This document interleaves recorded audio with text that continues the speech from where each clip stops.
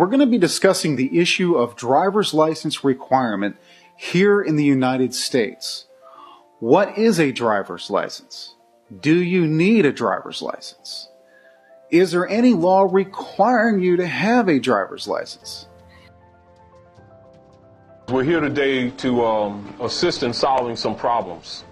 And one of the problems is the misconception of what a driver's license is and what it's used for. The fraud of a driver's license is not in your interest. We want to expose the fraud of the driver's license. Most of you scientists already know the nature of it, but we want to make sure that the people get the nature of what this is all about. When they gave you that driver's license, it was to incorporate you as a corporate person, was not an instrument for identification. Now, it must be understood, and this is redundant to many of you, but for those who do not know, a driver's license is an instrument that has its origin in the Excise Tax Act, 1909. And what it deals with is the movement of commercial goods and services.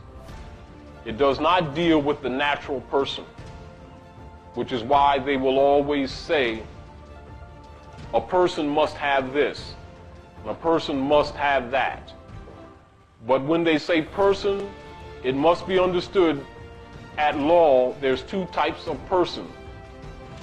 When you hear the term made by any government official or any sub or pseudo government official or sub-government agency saying a person must, or person shall, they're saying a corporation shall, a corporation must, an artificial person shall, an artificial person must.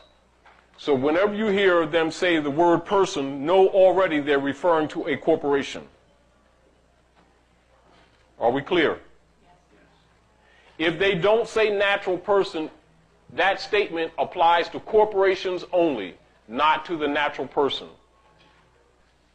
If you think that it means you, you're wrong. But it's presented to you that way for you to believe that it means you, so that you can be tricked into making a contractual agreement. And once you sign the contract becomes the law. And so they sue you on that contract. So understand how law comes about. In other words, you are the law. A driver's license is required for one who is conducting commerce on the highways.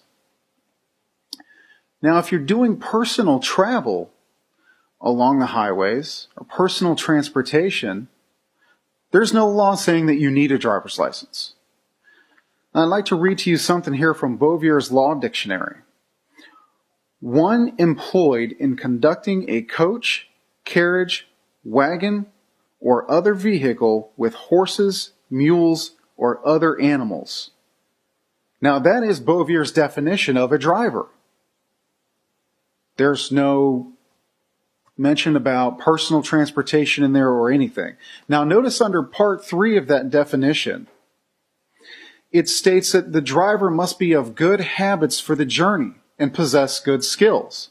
Because if he's not, and there's an accident or an injury, the driver and his employers, yes, that's right, I said employers, are responsible. Now, while the definition of driver does change a little bit over the years, there is a U.S. Supreme Court case, Reno v. Condon, which states, the activity licensed by state DMVs and in connection with which individuals must submit personal information to the DMV, the operations of motor vehicles is itself intricately related to interstate commerce. There is no need to have a driver's license for personal transportation. There's no need to have a driver's license to go down to the store to get some milk, to go to the bank, to take your kids to school, to go to work every day. There's no requirement. There's no law. A driver license is commercial activity. Driver's license is for driving a vehicle for hire, which is a commercial activity. And use of a car or automobile, which is not for profit, is not commercial activity, and thus does not require any license. Now I'd like to read you something from State versus Spokane. The right of the citizen to travel upon the highway and to transport his property thereon in the ordinary course of life and business differs radically and obviously from that of one who makes the highway his place of business for private gain in the running of a stagecoach or omnibus. Now understand that the term driver is a contradistinction to the term traveler. It is very important to understand these terms. Now, contrary to what the system tells you, travel is not a privilege. However, if you are a driver using your vehicle for commerce, then you're required to have a driver's license. If you're using your vehicle to make a profit or for hire on the highways, then you are required to have a driver's license. What the driver's license does, it identifies or tags moving property. It will be used, as it has been used, to profile you, to extract revenues from you as chattel property. And most people are under the impression that slavery in the Union State Society had ended. Well, the driver's license is one of the major instruments that is used politically to sustain slavery. And you'll notice that all driver's licenses have it, the nomen written in all capital letters, which you all know, which indicates a corporation, an artificial person, an instrument, all right? Now, that instrument comes under excise tax. And excise tax is a system that is set up for corporate activity and for taxing corporations in the capacity of having a privilege or benefit of operating in a corporate capacity. Now, anyone who has a license, pull out your pocket right now. Let's examine it.